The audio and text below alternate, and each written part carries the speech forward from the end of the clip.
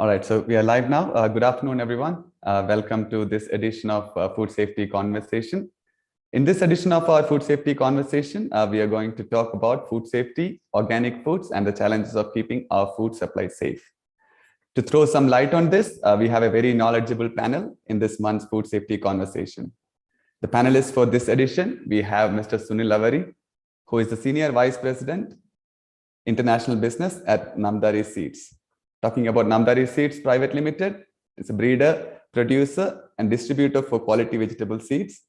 Namdari Seeds continuously strive to support high-quality seeds to growers across India. Welcome, Mr. Sunil. Next, we have Mr. Bablu Ganguly, who is a chairperson at Timbuktu Collective. Timbuktu Collective is a non-profit organization initiated in 1990, working for its sustainable development in drought-prone Anandpur district of Andhra Pradesh, India. Welcome, Mr. Bablu. And finally, we have Mr. Rajshekhar Reddy, who is the founder and managing director of Shrestha Natural Bioproducts. Talking about Shrestha Natural Bioproducts, Shrestha offers over 200 products under the brand 24 Mantra Organic brand. The products are sold currently in USA, Canada, UAE, Mauritius, and UK as well. All products offer farm-to-kitchen traceability and are produced in units certified for ISO 22000 BRC. Welcome, Mr. Raj, to this edition of Food Safety Conversation. And before we start, a little bit about me. I'm Govind Valyatan. I'm Head of Learning Solutions with Food Safety Works. We are a food safety consulting company based out of Bangalore with offices in Mumbai and Delhi.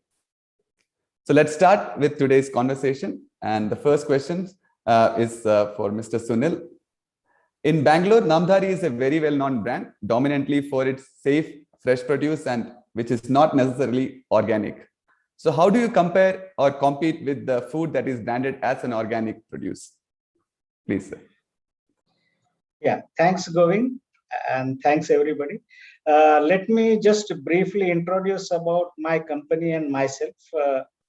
As you know, Namdari Seeds Private Limited is a truly multinational Indian company which is into high production of hybrid vegetable seeds for marketing in India as well as worldwide. Apart from our seeds business, company diversified in 2002 into fresh fruits and vegetables business, mainly into three major arms like exports, then retail chain, and then institutional supplies. So this is how the progression started, and when we got good response from market, we ventured into another unit, which is milk processing. So even now we are into dairy also. So this is how the company is progressing. Apart from hybrid vegetable seeds, as I said, worldwide we have distribution networks, and fresh fruits and vegetables also we have diversified into other places and other sections also, like in organic also we are trying. We gone in out of India in Eastern Europe, specifically Bulgaria. Their company acquired about 600 acres of land. There we are growing vegetables, and we are exporting it to Europe and UK. And long term, we have plans to bring some fruits like stone fruits into India from Eastern European locations. Thailand also, we are having research and development, which is mainly dedicated to seeds research and production activities. Apart from this, Turkey, Jordan, Egypt, many places company has even Vietnam offices and operating arms. About myself, I am basically food technologist, and almost from last 30 years I am working in this field. I work in dairy, I work in bakery also, like modern Government of India enterprise. I work vegetable dehydration unit, and from last 20 years I am privileged to work in Namdari Seeds, and I look after the fresh products division. So whatever fresh fruits and vegetables are there, that I take care of that operations. And specifically now I am focusing more on the international business of this organization related to fresh fruits and vegetables. So Thank you very much for your question. As you said, we are into sort of a safe category. If we see the overall requirements of organic production, there are, as you know, as a country, culturally, the way we exploited our resources, there are a lot of challenges into growing organic. So, if we go for vegetables, like we grow almost 80 different kind of vegetables, to converting everything into organic is a mammoth task. So we are phase by phase going into that. So we preferred the route in of a safe production, so that it can be a precursor of organic production. Of course, we have organic land also. In Punjab, 400 acres of land owned by our promoters is historically organic only. So they, as it goes in the religious belief also, they don't use any chemicals, fertilizers and all. So it is naturally grown there. So that is how the company is progressing. As you said, how we compete with the organic produce. So one thing I would like to say, that we are not competing, we are complementing, because ultimately the entire world is looking at sustainability, conservation of resources. And as I said, the way we have exploited our resources, our next generations will have a difficulty to even grow one grain on this soil. So it's a good time that every one of us is now taking steps, so that we will undo, or rather we'll try to undo the mistakes what we have been doing traditionally. So as we provide the safe produce, customers are happy with that. Of course, there is a lot of demand for organic also. We convince them, because the organic also has a silver lining, that it is safe, nutritious, wholesome. So same kind of things we prefer to give from our products, and we assure them that we sell also organic, plus we give the safe produce to them. So we have hardly seen any conflict from our produce and the organic range what we have. And with great pride, we display a lot of organic products. Right. Thank you, Mr. Sunil. Thank you for that introduction. And now I move on to Mr. Bablu Gangli.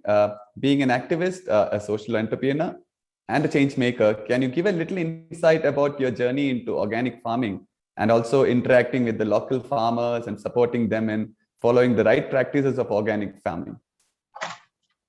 Sir, please. Yeah, I am quite honestly to say that, with these two giants sitting there, Sunil and my old friend Shrestha, and we are small players in this whole game. We are not business people. We are development workers. We work in the villages. I've been working in the villages for the last 43 years with my wife and partner.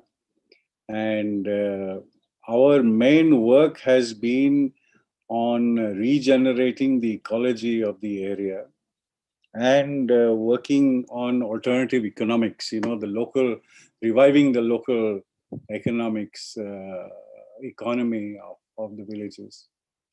So we work in about 180 villages, and with about 25,000 families. And we have been working on reviving the cooperatives in this area. So sometime in 96, 97 is when we actually started trying to understand what is farming, because we were trying to collect all the seeds, and we were finding that all the seeds are disappearing very fast. And so we made a biodiversity register, and we were shocked to see at the number of seeds that had gone. And so the best way to conserve seed, of course, is by growing them. So we started then growing, and that's when we went into organic. Until 2005, we learned what was organic farming ourselves. And then we started working with the farmers.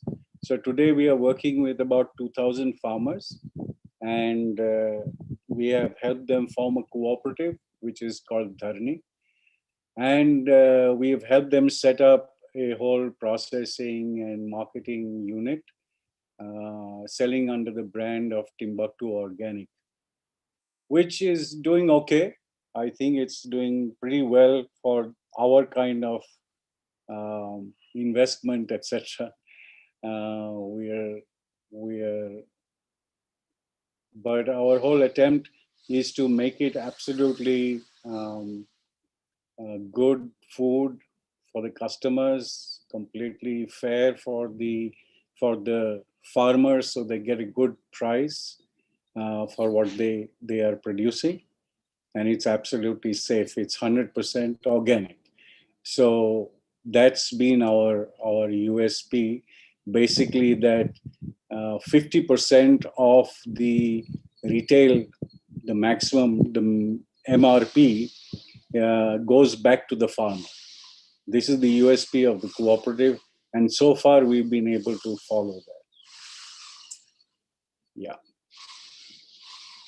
Thank you, sir. That's a very good insight. I think it's it's inspiring to listen to that, how your dedication towards bringing all the farmers together and getting them aware about organic farming. So thank you, sir. Thank you for that. Now I'll move on to our third panelist, Mr. Raj. As I understand, 24 Mantra is one of the largest and most recognized brand in India as well as abroad for organic products. So what does it take to build something like this, sir? I think, sir, yeah. So our journey started in 2004. That is the journey as a legal entity called Shrestha. But otherwise, in my mind, this journey started in 1992 when I was working in the agro inputs industry and saw a lot of distress because of using of fertilizer, pesticide, large debts being accumulated, quality of food being suspect because of usage of so much pesticide. So it's got incubated, I would say, for about 12 years before it actually started in this form and shape. So I think it all goes back to our own mission and values. Our mission, I think, right from the beginning has been very clear that whatever we do, we have to promote sustainable livelihood for farmers and sustainable lifestyle for consumers, and in our own small way contribute to a better world. So that continues to be our guiding philosophy, mission, whatever you call. And what we are trying to build is a organization which is based on certain values. So these things are very important for us. And for us, for me, I think this is also a little bit an experiment in clubbing ethical practices, sustainability, and commercial success to create lasting impact. That's where we come from. So obviously, I think like Bablu said, the intentions are similar, only the routes we have taken is a little different. But I presume the end result will be hopefully similar. Only thing is we are also trying to make a model which is scalable, replicable in terms of the impact. So given this kind of mission, so we have adopted a farm to fork model. So we currently work with about 40,000, mostly I would say small farmers across 12 states in India. So we organize this into projects. We have about 85 plus projects across the country. And we directly work with these farmers, and most of our produce is directly sourced from these farmers after getting it certified. And we have been always certified for US, European, and Indian organic standards.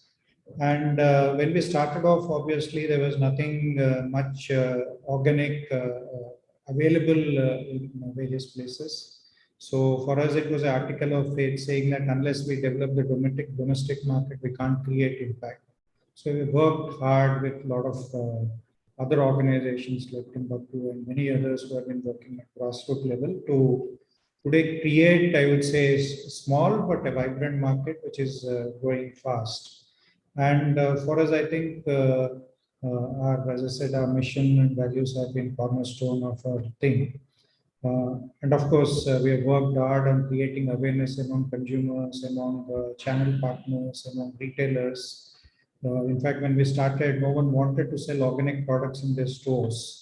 So we had to create our own stores, not because it made any commercial sense, but we thought that's a route to educate consumers and build awareness. And slowly, I think today, I think almost all retailers, big and small, carry our products. And today, I think organic products we sell in about 300 plus cities, right from Meghalaya, Mizoram to Kanyakumari to Kashmir.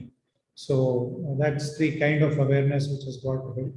And I think the reason, and then of course we export to about 40 countries, 24 Mantra brand.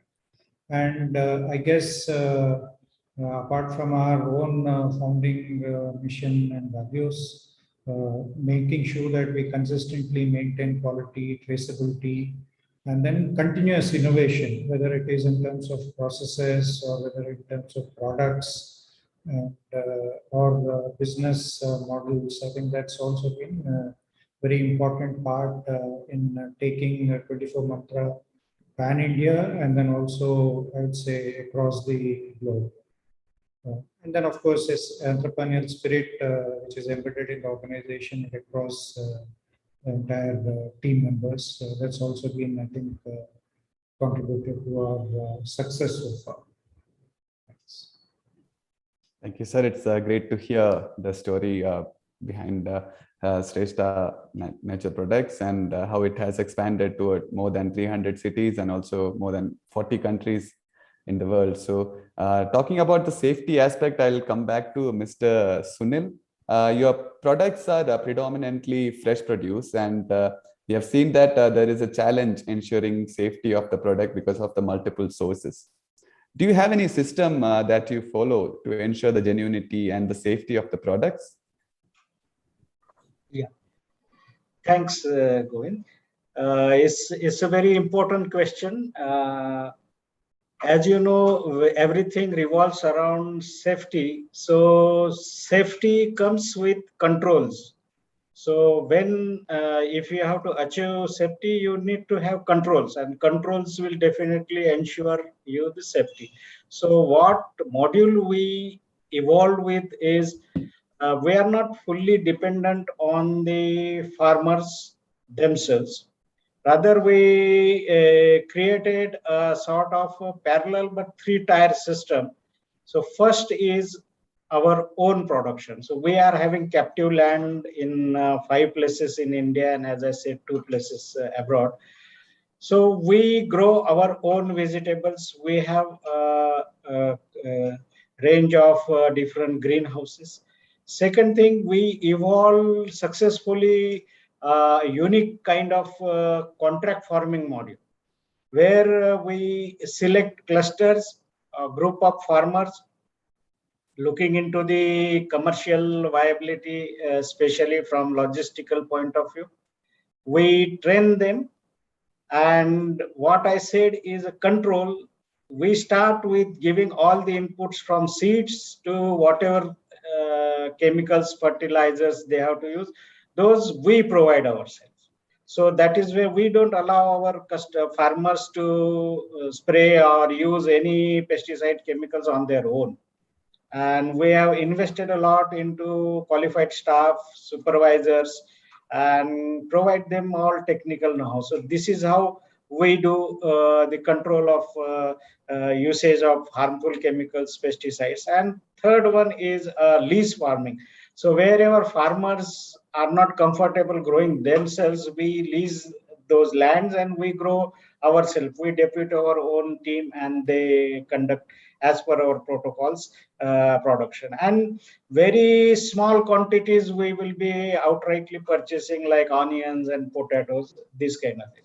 So if we want to produce something under a controlled condition, there is a need of some sort of a system. So Europeans have developed very good protocols, very good systems, what is called as a global gap. Earlier it was known as a Europe gap. Now it is a global gap. Global gap is a very beautiful system to control all the aspects related to production, and even up to some extent it addresses the post-harvest also.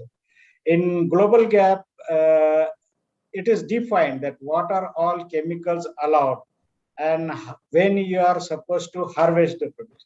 So global gap has helped the companies like us and the qualified people who understand the concepts of growing. So what are all the chemicals and what are all the harvesting periods? Like if we spray something on a crop, the residue will remain, and which is what our entire world is concerned about. So the chemicals which are having a less residential period, those chemicals are selected, which is a combination of small residential period but effectiveness, because farmers cannot endlessly wait for the residue to degrade and then to harvest. So these are the things which we provide our farmers and which we follow ourselves. Apart from this, there is a great role of a protected cultivation. If you go and see in our retail stores, leafy vegetables, they appear entirely different than the traditional products because these are grown under a protected cultivation. So we have a range of greenhouses where we grow, and if you use greenhouse, naturally you restrict the entry of pests, flying insects, other harmful organisms, which helps you to reduce the usage of pesticides and chemicals because the initial load is less. So that is how we work and ensure that our products are safer. Apart from this, the next steps comes when we grow everything with great care and under some protocol. Whatever we did had worked or not, that is necessary to check. So we go for the analysis of the lines. Of course, as I said, we are striving to convert everything into the most safest possible produce to offer our consumers, and ultimately even resorting to the organic. So this is how the process works. So we analyze also, we test also, and continuous improvement program we follow. As Raj sir also said, his organization is continuously working on the improvement of processes, improvement of products, addition of products. Same funda applies here also. All right. Thank you, Mr. Sunil. It was great to understand the practices that you follow, and it was very insightful and informative from you. Now I'll come back to Mr. Bablu. Sir, you are on the other end of the supply chain, as you know, and what is your expectation from the buyers you have come across, and what is your take on these requirements that the buyers put forward to you? Well, the buyers want cheap food, and they also want good, clean food.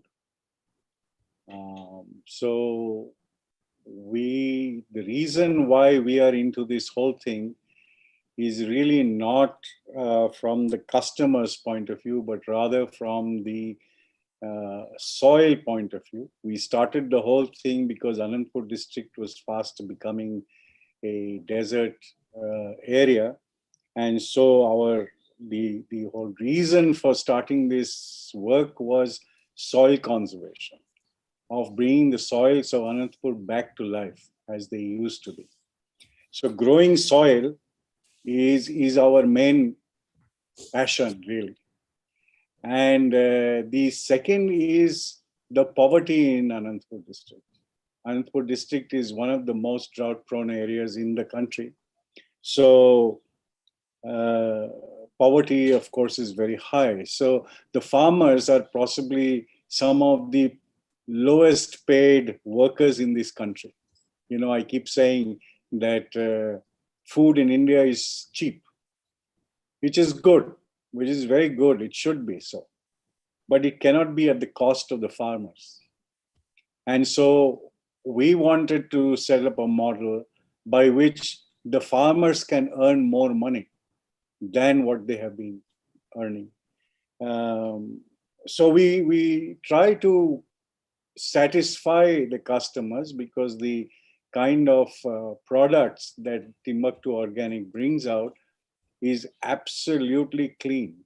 It's very clean, and it's 100% organic.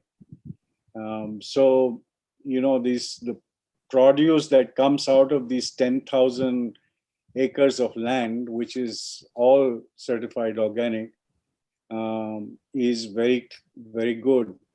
And we insist on fairness. So we say that it must be fair for the consumer, but it must also be fair for the farmers. And it should also be fair for the people who work on the farming land. So from all aspects of, you know, the caring for the animals, caring for the land, having fair wages for the workers, these are the things that we try to look into. So of course we don't work as big as Namdari or as Shrestha, but ours is a very intensive kind of work, and we work in a small area of about 60 kilometers radius with these farmers. So this whole 10,000 acres of land, we personally know that these lands are totally organic. So that is why the consumer base for Timbuktu Organic products has remained very stable, and of course is growing, because one thing is that people are convinced that it is good, clean, and fair food. And we try to keep the price kind of in between, not too high, not too low, so that everybody is satisfied. Yeah. Thank you, sir. Thank you. That's good to hear. Good to hear that both the parties benefit from what you're doing. The consumers getting good produce, as well as the farmers getting rewarded for what the efforts they are putting in. So now thank you, sir. Now I'm coming back to Mr. Raj, so that we all know there are certain requirements for organic products. And what is the verification methodology for all the requirements that are there? And do you have any methodology to assure that the products meet all the standards and requirements? Any, yeah. One, of course, we are right from day one, we have been certified for US NOP and EU and Indian NPOP standards. And given that we have fairly spread out sourcing operations, we need to make sure that we have robust processes to guarantee that, one, the product is traceable, and second, products are genuinely organic. So what we have developed over a period of time is more like a 5-step process. One is, I think, we form farmers into informal groups. If anyone violates, we expect the group to tell, otherwise the whole group gets penalized. So there is social pressure on everyone to confirm. And if someone doesn't confirm, at least share that knowledge with us. Second is, obviously, we have geotagged each and every farm. And for every 200 to 50 farmers, we have one of our field persons stationed at the project sites. So their job is to visit the fields every day, train the farmers, and if they have any problem, provide solutions. And if they don't know the solution, they can immediately get in touch with our agronomist and plant protection specialist and give the solutions.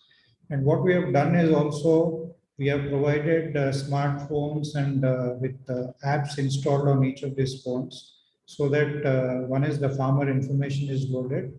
And then we also get real-time information in terms of their visits and if there are any problems. Within the app itself, they can take pictures and send it, and immediately someone will respond in case any advice is required. So the idea is, how do you produce timely, preventive kind of advice rather than a post-mortem thing to prevent use of pesticides, fertilizers, etc. Because no farmer would ideally like to spend on any of this if they have an alternative solution. Third, as part of this, what we also do is, we have invested over a period of time, considerable time, energy, money, whatever, in developing practices, organic practices for various crops in various regions. Of course, even before that, in terms of the area selection, farmer selection, that also becomes very critical. So that's so the second step was about our field staff. Third, we do this internal cross inspections. So every farm gets inspected every season. So that means about 70 to 80,000 inspections happen every year. One is to make sure that the farmer is doing organic. And second, there's no contamination from neighboring fields if they happen to be conventional. So this is the third step we do. And fourth is, of course, the certification agency. We work with a couple of international certification agencies, and they inspect again every season at random, and then they do their own checks, etc. And fifth, before we purchase the produce, we draw samples from the harvested produce and then test for fluoride pesticide residues, wherever relevant microbial parameters, then heavy metals, all this. Only when it clears, then the procurement starts. And of course, for something it doesn't clear, then we go back, investigate, and take corrective actions, which rarely happens. But this is the 5-step process we follow. And then afterwards, the entire chain, we maintain the integrity to make sure that there's no commingling with any conventional material. So this is how we're trying to ensure organic integrity, and by and large it's work. Of course, every time we learn and then we keep improving these processes. All right. Thank you, Mr. Raj. Yeah, please, sir. Go ahead. Nothing. And of course, there are standards, the NPOP standards are there, which is mandatory if you want to sell in India and export. Of course, now there's another PGS standard for domestic market. So we follow primarily the NPOP standard, and then the standards are well laid out, and we conform to all these standards. Thank you, sir. Thank you for adding on. That was very insightful, and I hope that it'll be very useful for some of the organic farmers who are attending this webinar in understanding the requirements and also the procedures. Now, coming back to Mr. Sunil, talking about food safety aspects, we see most of the contaminants we find are chemical and pesticide residues.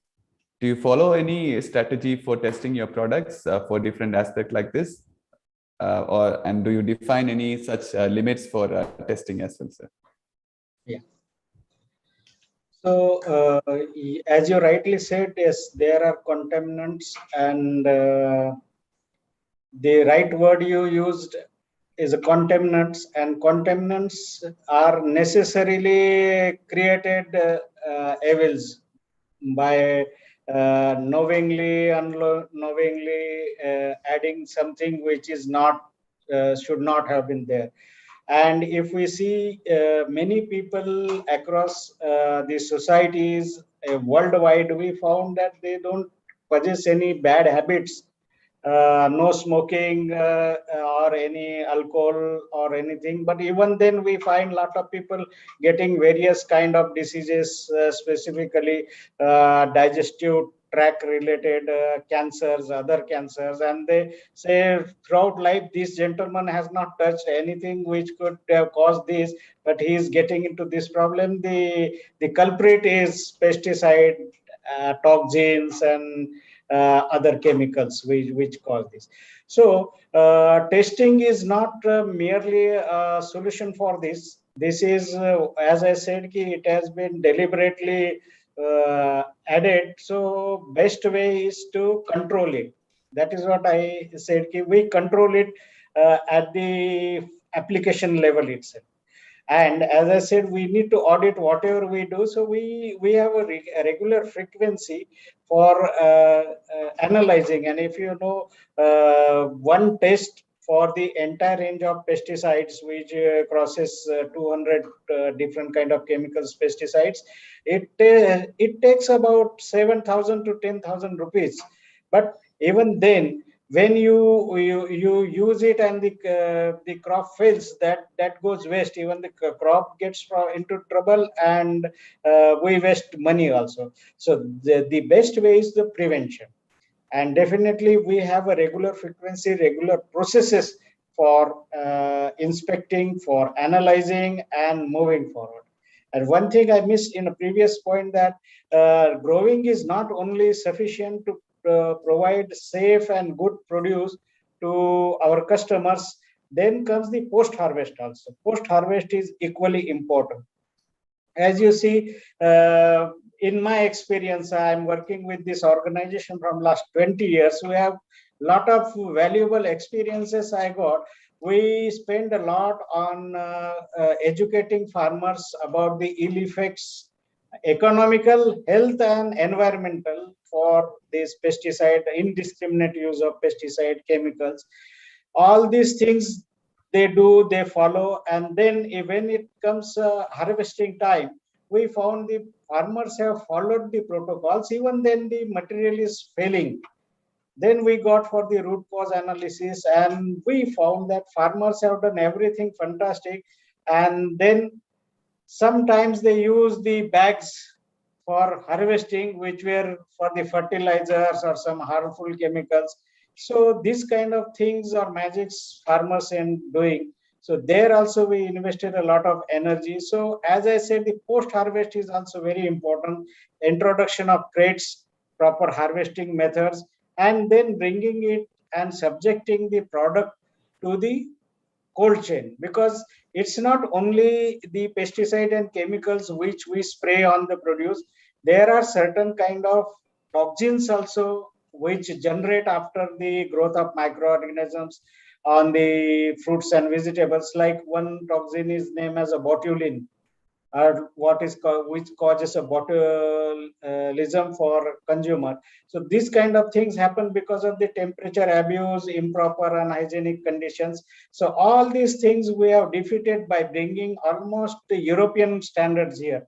I am very happy to inform you that when we installed a facility here for post-harvest 20 years back, there was not a good example for fruit and vegetable handling available in India. And unfortunately, our society has been grown up in such a way that we buy footwears in air-conditioned showrooms, and we don't mind buying vegetables on roadside where a lot of vehicles are passing. So that perception as a company we started to address, and I'm happy that to a great extent that has been addressed in India. As I was going back, there was a lack of good examples in India for fruits and vegetable handling when we started this. We went to Europe, we visited there, our technical team went, and it was difficult for us to explain our people what kind of facilities we need. So we imported entire pack house from Britain, and it was installed by British team here. And then we were able to convince our customers abroad that same facility what you have is we are having. Although we are having a highly qualified professionals, but if we don't provide them proper infrastructure, the goals cannot be achieved. So now I am proud to inform you that we are leading exporters to UK, Europe, Australia. In Gulf countries, we supply our vegetables. And from Bangalore, whatever British Airways flight takes, flight from India is a full with our vegetables and other airlines. So this is how we take care, and same funda applies for the domestic market also. We try to bring most safe possible vegetables and fruits to our customers. All right, thank you, Mr. Sunil. As you said, initially itself, prevention is always better than cure. So yeah, thank you for that insight from you. Now I move on to Mr. Bablu. Again, we are talking about genuinity again here. There is a lot of incentives, as mentioned before as well, incentives for individuals to benefit at the cost of the collective. What kind of system do you put in place there, sir? System for food safety, you mean? Yes, to provide, to make sure that the genuinity is maintained. Okay, but two things that I have to say before I say that is that we decided right in the beginning that we were not going to get into this export market for reasons of carbon footprint and all that kind of stuff. So the second thing we decided at that time was not to get into the fresh foods, vegetables and all, like Sunil was saying. That's such a complicated, and that's another ball game altogether. So that we are only now beginning to get into, but for the last 10 years, we've been working basically on grains, pulses, and their byproducts and things. So that there is enough and more market for that in the country, and for what is being produced, I think we have been able to do that quite well. What we don't follow, and this is the decision also we had taken along back, is the third-party system of certification, which Raj was talking about, and which most people follow. That is, certified auditors for food come and certify whether your product is organic or not. So we decided that we would not go into that, and we started the whole PGS movement many years ago because we are all part of IFOM, and we got this PGS here and worked out all the systems. And it's a very robust system. And what Raj talked about is almost exactly what we are doing. The only difference is that we don't have a third-party certification. We have the farmers certifying their products, and that gives a certain amount of dignity and pride to the farmers. They say that we are organic. Now you tell us, prove to us that we are not, kind of. And even though we do that, we have one person working with so many farmers. So all the inspections that take place, our people are also there along with the farmers. Everything is documented, and it's an extremely robust system. And we have even asked third-party certifiers to audit our system. And we have found that the PGS system is able to do much better than the third party. The third party certification has a problem when it has to certify organic in the sense of multiple products for smallholder farmers. You see, they're very good at doing things like pepper, cotton, those high value products, spices, etc.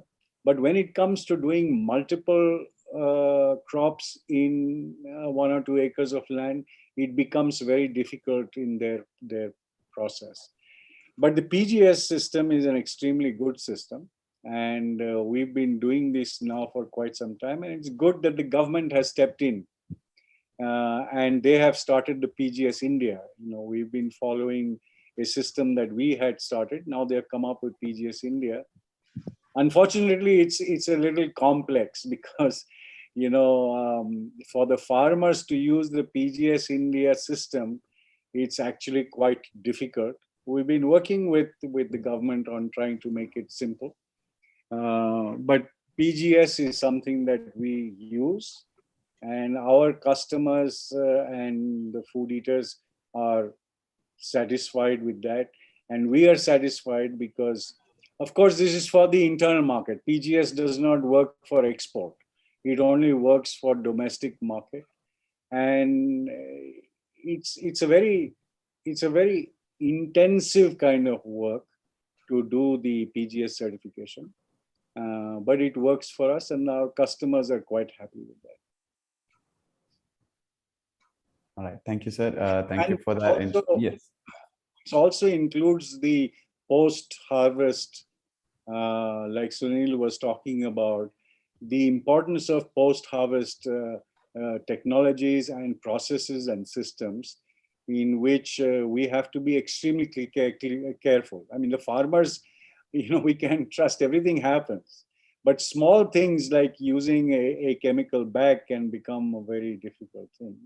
But it is not just that, it is the processing. The machines that we use for processing cannot be used by another process. It should be 100% organic. All the packaging that is done has to be all organic. So there is no chemical used for storage because lots of it needs to be stored. And so that becomes a very difficult process also in organic when we are not using the cold chain system. then it becomes difficult. So the old traditional ways of storing becomes very important, and that's what we have been using. All right, Yeah. thank you, sir. Thank you to add on to it. Thank you for that insight as well. Now, moving on to Mr. Raj, you are a leading exporter of organic produce. So being an exporter, you will have to comply with a lot of international standards and regulations. So how do you compare the Indian regulations versus the international regulations around organic food? So as I mentioned, we are certified all three major standards, the Indian standards, then US NOP and USDA NOP and EU standards. In fact, I think to begin with, in India, I think whatever NPOP standards were laid out in early 2000. And we had also gained equivalency with EU and also with US. So that means if you are certified for NPOP with some minor changes, you could get certified for US and European standards. But over a period of time, a lot of divergence have happened, and then based on their own experiences, standards have changed a little bit. And then India also, we have been going through our own challenges in terms of the regulatory standards. Now we have two, obviously that creates kind of confusion as far as other countries are concerned, etc. So because of that, now we have lost the equivalency with US. So that means if you want to export to US, then the certification process is completely different. Similarly, for EU, for processed products, a few years back, we lost the equivalency. And we have only for the basic unprocessed products, raw materials basically. But there also, I think some changes are going to happen.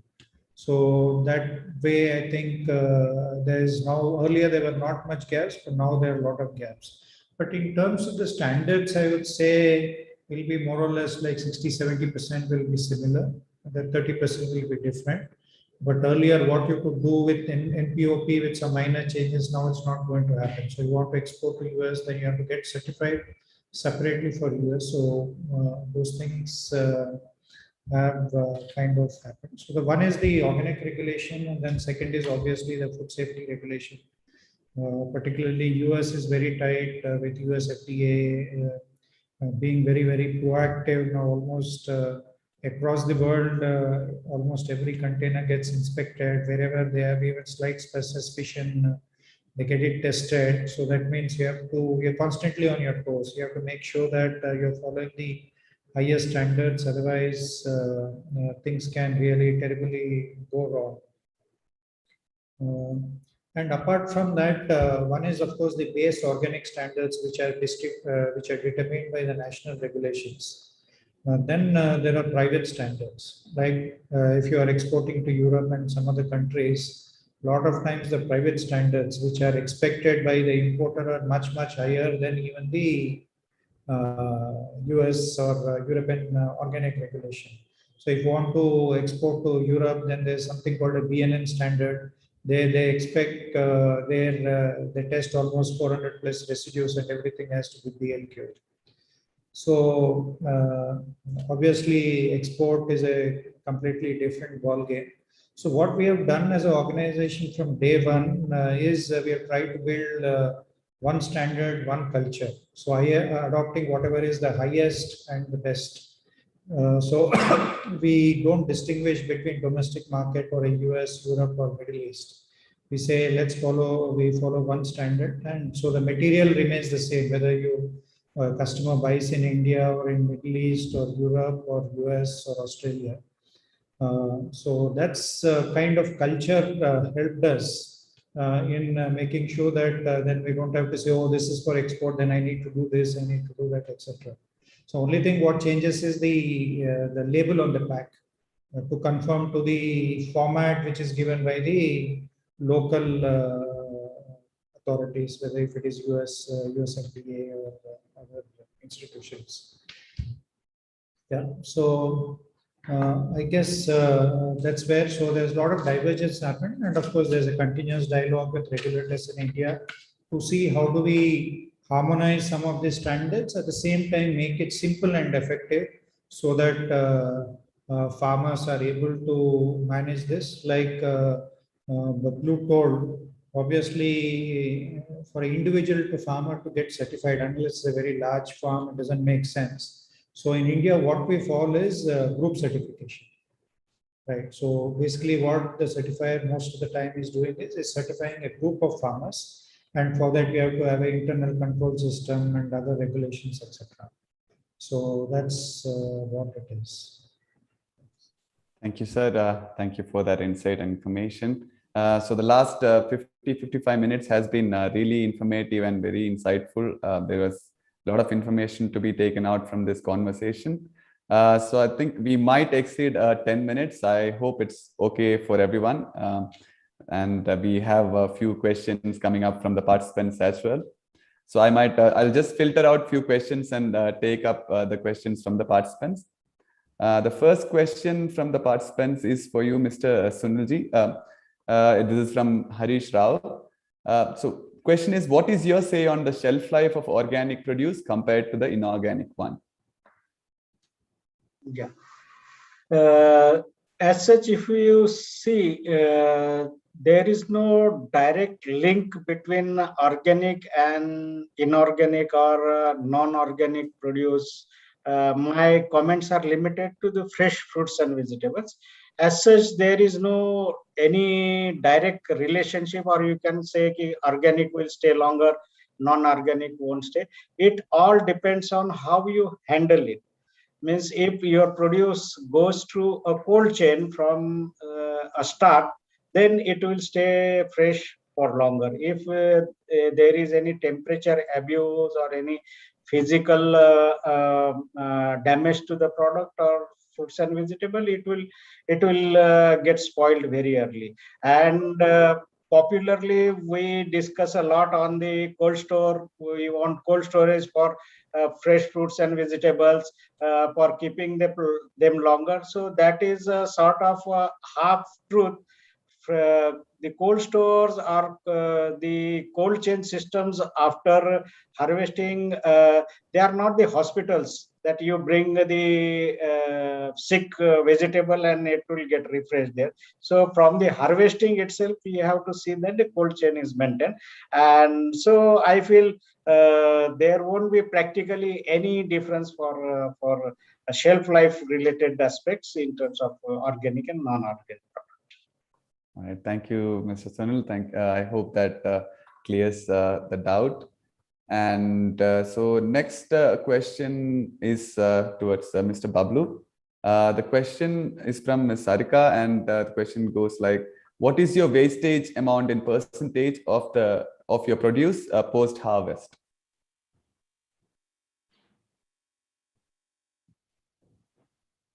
We have almost no wastage.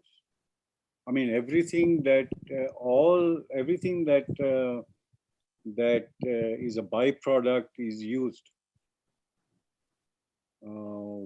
I think it's less than 0.5% that is actually thrown away. Everything, husk, everything is reused. It's taken by the farmers, or they're composted, or they're given to cattle feed. So there is almost no waste in the post-harvest, except that which is completely ruined because of insect attack that we have just not been able to stop. But otherwise, there is no wastage. But that also gets sold in the open market as non-organic. All right, thank you. That's nice to hear, sir. All right. So there's another question from Ms. Surbi. The question goes like, so the organic products are seen as the premium category products, which means it's on the expensive end of customers. So is the cost of production that makes it sit on the expensive end, or is there any other hidden factor? And also, can we see the organic products cost being matched to a non-organic products in the near future? The question goes to Mr. Raj. Sir, if you could throw some light on it, please. Today, if you look at it, organic products cost anywhere between 20% to 80% more. Average, I would put it around 40% kind of thing. Now, there are various elements which go into this higher cost. One is, I think, what we call the cost of honesty. So obviously, let's say particularly we deal primarily in grains and grain-based products. So if you were to forget about organic, if you're even doing conventional, but you want to be fair to the farmer in terms of making sure that the payment is correct and then you pay all the taxes properly, etc., then you'll automatically be 10% more expensive. So you don't have to be organic. If you're fair and honest, you'll be 10% more expensive. In organic, what happens is a lot of time this question people ask, for saying organic means no fertilizer, no pesticides, so less expenses. So why should the farmer get a premium? But in organic, what happens is, let's say you have to apply 4 or 5 bags of fertilizers, that is 200 kgs. Vis-a-vis in organic, you have to generate a compost of 4 to 5 tons to create the similar kind of effect. So there's a lot more effort involved in organic. And third, in conventional, you can go around and then come back and spray the costliest or the most strong pesticide and then get away. In organic, you have to be mostly preventive. So that means farmers have to be on their toes, much more clued in, etc. So obviously, all this effort, they deserve a premium. And then, of course, a fair price, like Babu mentioned earlier. Because ultimately, we have to make sure that the person who's producing gets a fair share of the ultimate realization. So that is the second element which makes organic a little more expensive. Third, in organic products, what happens is typically we don't really process to death. Most of our things are minimally processed, minimally polished. So the consumers acceptance little bit, but they still want as close to conventional as possible. So the recoveries could be 1 or 2% less. Right, a 2% less in processing means a 4 or 5% increase in the ultimate price. Then storage and treatment costs are much higher. Like grains, typically you harvest once in a year, twice in a year, right? If it is a small farmer level produce, which is small quantity, they can always use traditional storage. But once you get into the market and sell, the traditional storage structures don't work. So you need to kind of store in warehouses and other structures. So in conventional, what happens is typically every 15 days or 20 days, these grains are fumigated using aluminum phosphide or methyl bromide or those kind of chemicals, where you cover for 24 hours and then remove. In organic, we don't do. So one is, of course, a lot of times we store sometimes in cold storage as to prevent infestation. So obviously the cost of that is higher. And second, for us, treatment also, we use a modified atmospheric method where we bring down the oxygen to less than 4%. And so this treatment cycle is almost 15 to 20 days. So obviously it becomes that much more expensive. And ultimately, still organic industry is little, I would say, small scale as of now. So the retailers expect higher margins. If they normally make 20% margins on the products which they normally sell, in organic case, they want 25–30% higher. Then fourth, given the scale of the industry, still the logistic cost, etc., are higher. So I guess these are the reasons why it's expensive. Now, how much will it come down? Obviously, we'll have to make sure that we are honest, so that cost of honesty will always remain. The farmer premium will always remain, because that's fair thing to do for the effort which the farmers put in. And some of these things like storage, treatment costs will also remain. So what we can really play is, as the markets grow, market becomes bigger, we hope that retailers will take a little more less margin, which the benefit can get passed on to customers. Then the logistic cost, etc., can get reduced. This economies of scale, those benefits definitely can get passed. So my guess is a 40% premium on average can come down to about 25–30% for a period of time. And then this is more or like internationally also, that's what is happening. Thank you, sir. Thank you for that insight on the costing of the product. And so since we are at 1 o'clock now, and we are already 3 minutes over the time, I would like to close the session with some quick final remarks from all of you panelists. So first off, Mr. Sunil, if you would like to say some few words before we wrap up. Yeah, first and foremost thing is we are very much thankful to you for bringing us opportunity and giving. It's a great honor to share the dais with big stalwarts like Raj sir, Bablu sir. They are big names, and their contribution to the organic industry is landmark, and definitely their achievements are sky high. If you see 24 Mantra brand everywhere, it is visible, and that has brought the confidence in other people that what was popularly thought about the organics was it can be a kitchen level, kitchen garden level. It cannot be scaled up. That has been addressed very effectively, and the Bablu sir's work in the back end for uplifting the lives of our farmers, which is a great service to the society in both the sides, the growers and those who are looking for the healthy products for them. So I think what I'm taking with me is to share the dais with these great people and to know about the organic. I'm thankful to you. I hope in future also we'll have interactions and we'll see synergies for working together. Thank you, sir. Thank you for being a part of this conversation. Now, coming up to Mr. Bablu, sir. Sir, would you like to add anything on top of it? I mean, what more can I say? Sunil says, I am a stalwart, nothing like it. I mean, Namdaris was up so many years ago, giving such great food. And then, of course, I've learned so much from Raj. Raj is our pioneer in this whole thing. Yeah, it's great. In fact, I miss earlier, I used to spend time going out and meeting people like Sunil and Raj.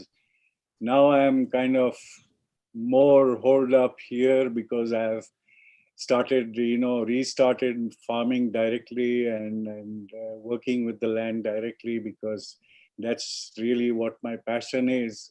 So I don't go out much. And then, of course, COVID has put all these restrictions on us. But yeah, thanks so much, you guys, Ramesh, Sarika, all of you. Thank you. You must hold more of these sessions. It's good. Thank you. Thank you, sir. Thank you. Thank you for getting me to meet these two again. Okay. Thank you, sir. Our pleasure. And last but not least, but Mr. Raj, would you like to have some words to wrap it up? Thanks to you and Ramesh and Food Safety Works for being part of this conversation and reconnecting with Bablu after a long time. And of course, getting introduced to Sunil.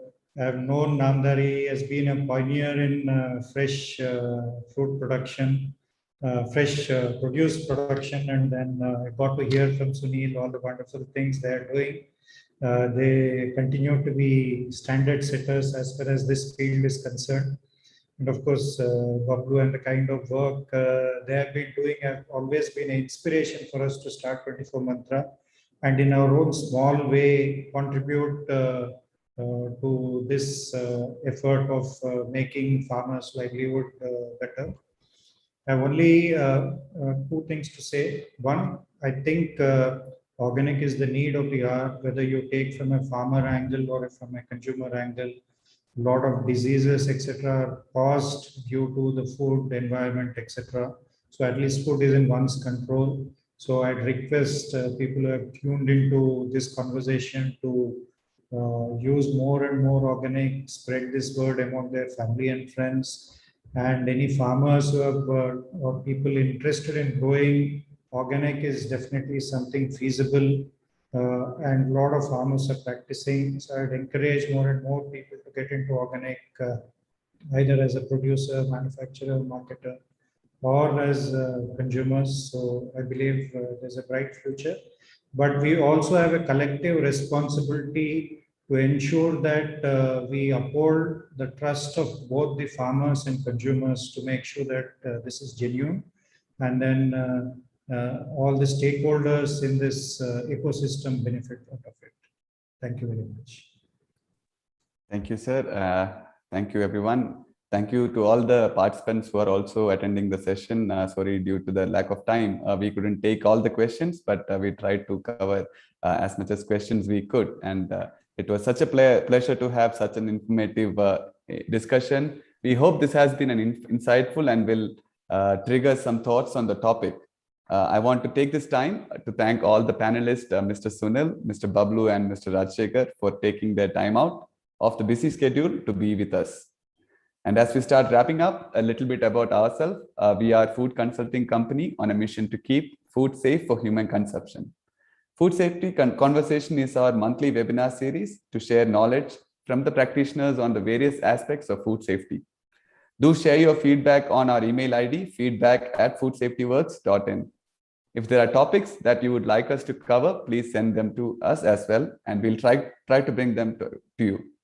To stay updated on our webinars, please subscribe to our YouTube channel. You can also follow us on Facebook, LinkedIn, Instagram, and Twitter, and our handle is Food Safety Works. We regularly share news and insights about what is going on in the world of food safety. As a company, we are committed in sharing knowledge and providing end-to-end solutions for food safety. We conduct regular online trainings on various topics, including FOSTAC trainings as per the FSSAI mandate. To check out how we can help you out on your journey of health and food safety, please visit our website www.foodsafetyworks.com. While you're there, don't forget to subscribe to our newsletter. Thank you everyone once again for joining, and have a good rest of the day, and wishing you all a safe time ahead. Thank you, sir. Thank you, everyone. Thank you.